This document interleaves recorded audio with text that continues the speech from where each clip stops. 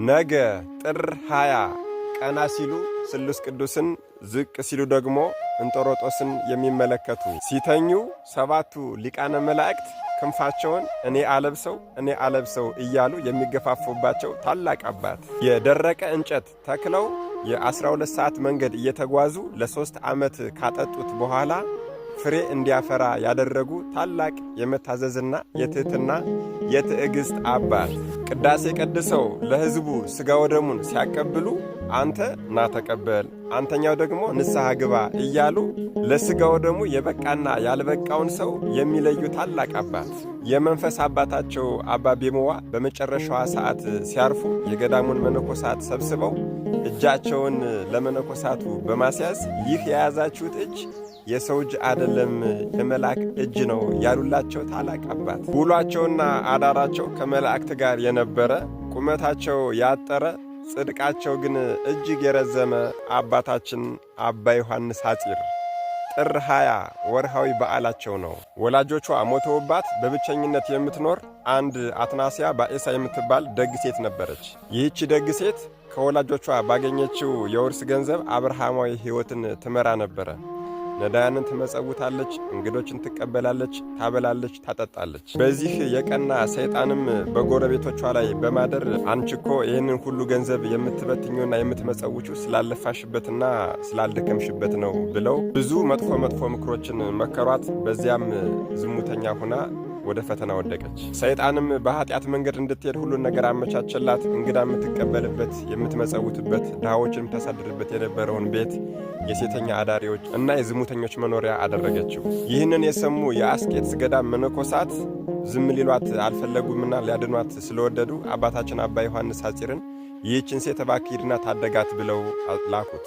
አባታችን አባ ዮሐንስ ሐጺርም ወደ ወጣቷ ቤት ሄደ። ከቤቷም እንደገባ እንዴት እንደዚህ አይነት በደል ትፈጽሚያለሽ? እንዴት ኃጢአትሽስ እንደዚህ በዛ ብሎ አምርሮ አለቀሰ። በዚህም ሰዓት ወጣቷ አትናስያ ለሌላ ጉዳይ የመጣ መስሏታልና ወደ ጓዳ ሂዳ ተቆነጃጅታ መጣች። ከዛም አባቴ ምን ያስለቅሳል ባለችው ሰዓት የዓይንሽን ውበት አይቼ በጣም አለቀስኩ አላት። እና ታዲያ የዓይን ውበት ሲያዩት ያስደስታል እንጂ እንዴት ያስለቅሳል አለችው። እርሱ ግን ማልቀሱን ቀጠለ። አሁንም አባቴ ምን ያስለቅሳል ስትለው የጸጉርሽን ውበት አይቼ ነው ማለቅሰው አላት። እና አባቴ የጸጉር ውበት ሲያዩት ያስደስታል እንጂ እንዴት ያስለቅሳል በምትለው ሰዓት ይሄ ሁሉ ፈራሽና በስባሽ መሆኑን ባሰብኩኝ ሰዓት በጣም አዝኜልሽ አለቅሳለሁ አላት። ታዲያ ለዚህ እንዴት አላለቅስ?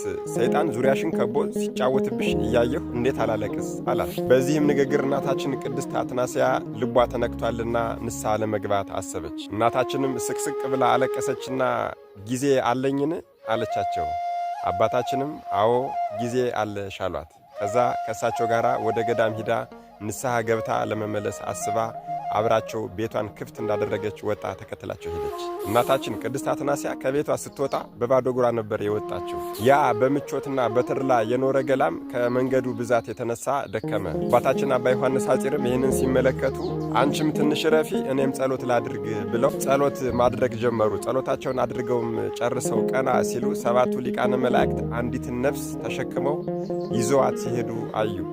እንዴት ያለች የታደለች ነፍስ ናት በሰባቱ ሊቃነ መላእክት ታጅባ የምትሄድ ብለው ወደ እናታችን ወደ ቅድስት አትናስያ ሊቀሰቅሷት ዞር ሲሉ እናታችን ግን አርፋ ነበረ። በዚህ ሰዓት አባታችን አባ ዮሐንስ ሐጺር ስቅስቅ ብለው አለቀሱ። የብርሃን መላእክትም ወደ አባታችን ወደ አባ ዮሐንስ ሐጺር መጡና ወዳጃችን ሆይ አታልቅስ፣ አትናስያ ገና ከቤቷ ስትወጣ ለንስሐ ተዘጋጅታለችና ኃጢአቷ በሙሉ ተሰርዮላታል አሉት። በዚህም ሰዓት አባታችን አባ ዮሐንስ ሐጺር ተንበርክኮ እግዚአብሔርን አመሰገነ። ምክንያቱም በባዶ እግሯ እየሄደች ያፈሰሰችው ደም እንደ ንስሐ አባታችን ካህኑ አቡነ ዮሐንስ ሐጺርን ተከትላ መሄዷ ደግሞ እንደ ጽድቅ ተቆጥሮላታል። የእናታችን የቅድስት አትናስያ ሙሉ ታሪክና ተጋድሎ በቤተ ክርስቲያናችን ቀን ታስቦላት እንድትከበር በስንክሳር ላይ ሰፍሮላት ይገኛል። ወገኖቼ ትዕግስትን፣ ትሕትናን ገንዘብ ማድረግ የምንፈልግ ክርስቲያኖች አባታችን አባ ዮሐንስ ሐጺርን ልንማጸናቸው ይገባል።